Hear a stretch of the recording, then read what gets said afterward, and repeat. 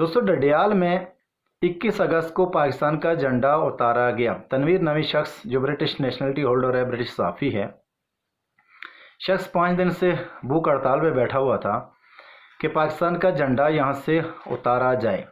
डडियाल में 2 पोल लगे हुए, एक में आज़ाद कश्मीर का और एक में पाकिस्तान का झंडा स्पेशली 14 अगस्त को वहाँ लहराया जाता है। आई डोंट नो, हमें समझ से हम बालातर है, हम समझ नहीं पा रहे कि इस शख्स झंडे को उतारना क्यों चाह रहा है, या इसके पीछे कोई और एजेंडा है। क्या झंडा उतारने से वादी में जुल्म ख़त्म हो जाएंगे, हमारे जो लोग असीरी में हैं वो रिहा हो जाएंगे, 7000 जो पिलट विक्टिम हैं उनकी बीनाई वापस आ जाएगी? ऐसा नहीं है।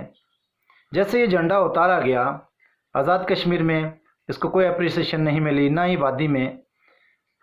वादी से बेशुमार वीडियोस, बेशुमार लोगों ने इस पर सोशल मीडिया पे एहतजाज किया कि ये लोग हमारे कॉज को ख़राब कर रहे हैं, ये कौन लोग हैं।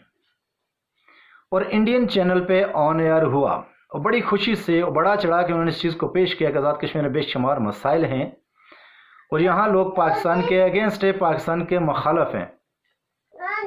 हालांकि इंडियन मीडिया को लाखों जो शहीद हैं हमारे आबादी में वो नज़र नहीं आ रहे। 7000 पिलट विक्टिम, हज़ारों रेप, मोर देन 30,000 हमारी बहनों के साथ रेप हो चुके हैं, हज़ारों लोग असीरी में हैं।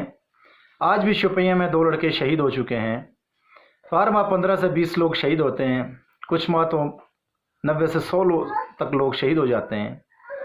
लेकिन ये नफ़रतें पूरे पाकिस्तान में, लोग ये देख रहे हैं कि पूरे पाकिस्तान में हर जगह हर शख्स ने हैरानगी हो रही है। पिछले 2 साल में पाकिस्तान में आज़ाद कश्मीर और पाकिस्तान के झंडे एक साथ बिके हैं बड़ी तादाद में। हर जगह हर स्टॉल पे आप जाएं तो आपको आज़ाद कश्मीर का झंडा और पाकिस्तान का झंडा एक साथ लगा हुआ नज़र आएगा। 5 किलोमीटर का सबसे बड़ा झंडा डी चौक इस्लामाबाद में आज़ाद कश्मीर का झंडा लहराया गया। पार्लियामेंट हाउस पे भी आज़ाद कश्मीर का झंडा लहराया गया। तो ये नफ़रतों के पीछे कौन है और इनका एजेंडा क्या है और इसका क्या फ़ायदा हुआ आज़ाद कश्मीर में और इसका क्या फ़ायदा हुआ वादी में? मास वाई इंडिया को प्रोपेगेंडा करने के लिए मज़ीद मवाद मुहैया किया गया। मवाद उनको मिला नहीं है, ये मवाद उनको प्रोवाइड किया गया। जब भी हम देखते हैं पाकिस्तान भर में जितने भी नेशनलिस्ट हैं वो इंडिया के पेरोल पे हैं। मेजर गौरव बारिया का वो बयान कि बलोच सरदारों के मेरे पास नंबर्स हैं, एमकेएम के लड़कों की ट्रेनिंग इंडिया से होना, पीटीएम का अफगानिस्तान में जो लड़ रहे हैं उनको पाकिस्तानी एजेंट कहना, और हमारे कौम परस्तों का जो वादे में लड़ रहे हैं उनको पाकिस्तानी एजेंट कहना। ये वैसे एजेंट बड़ी फ़ख्र की बात है। जो इंडिया के ख़िलाफ़ लड़ रहे हैं और जो अफगानिस्तान में लड़ रहे हैं उनको पाकिस्तानी एजेंट कहा जाता है और पाकिस्तान फ़ौज के लोग कहा जाता है। तो ये बड़ी फ़ख्र की बात है।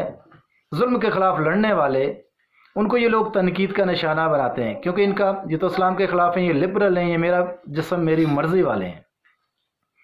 लेकिन यह सवाल ये पैदा होता है कि मकबूजा कश्मीर में क्या फ़ायदा हुआ? क्या वहाँ जुल्म ख़त्म हो गया? क्या वहाँ लोग ये झंडा उतारने से जेल से रिहा हो गए?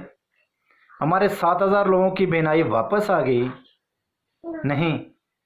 ये जम्मू टीवी हो या रूमी शर्मा का पेज हो जिसमें वो आज़ाद कश्मीर के मसाइल पे बात कर रही होती है, और बेशुमार लोग आज़ाद कश्मीर से इस तरह के नेशनलिस्ट, हालांकि ये 2% लोग हैं, ये उसको फॉलो कर रहे होते हैं, आज़ाद कश्मीर के मसाइल शेयर कर रहे होते हैं।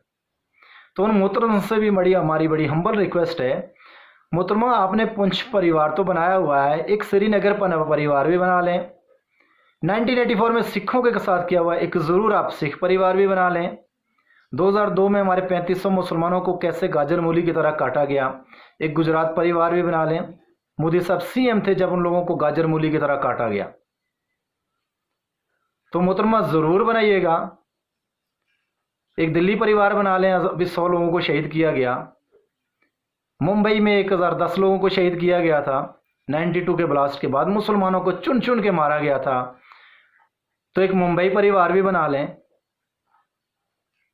ये सारे एक ही थाली के बट्टे चट्टे हैं, ये नेशनलिस्ट जिनको कश्मीर काज से कुछ तल्लक नहीं है, क्योंकि 92 में ये लोग हथियार डाल चुके हैं।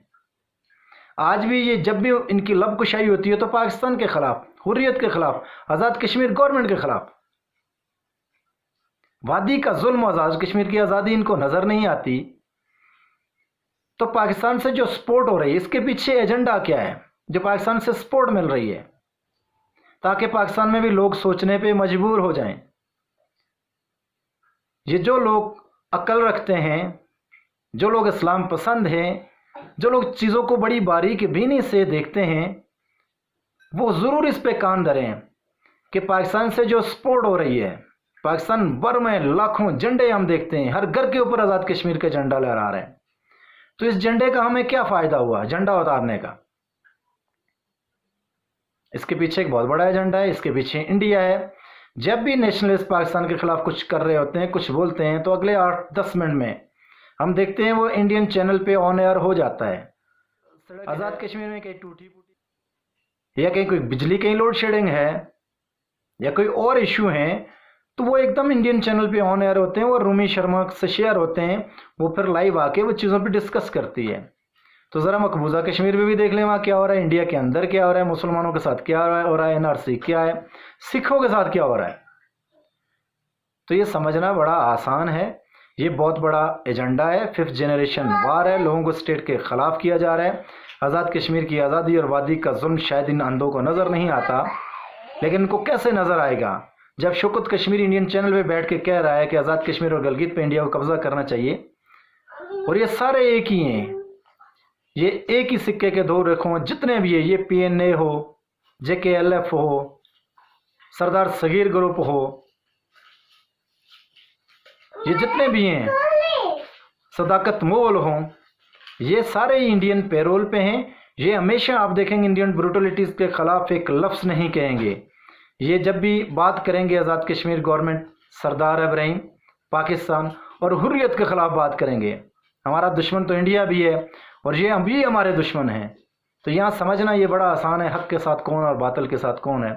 ان کو ایکسپوز کریں، لوگوں کو اویئر کریں۔